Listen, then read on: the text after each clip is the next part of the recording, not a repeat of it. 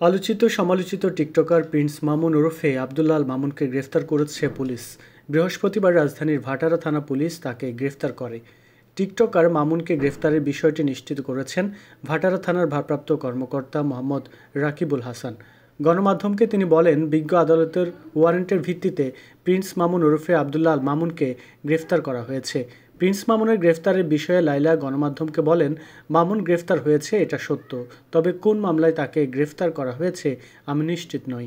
ওর বিরুদ্ধে অনেক মামলাই চলছে, এবারই প্রথম না। এর আগে গত বছর 10 জুন রাজধানীর ক্যান্টনমেন্ট থানায় দায়ের করা ধর্ষণ মামলায় তাকে গ্রেফতার করা হয়।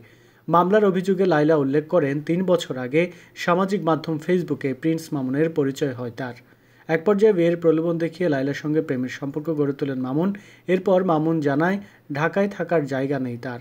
যেহেতু মামুনের সঙ্গে প্রেমের সম্পর্ক এবং বিয়ের আশ্বাস দিয়েছে, তাই সরল মনে মামুনকে নিজের বাসায় থাকার জায়গা দেন লাইলা।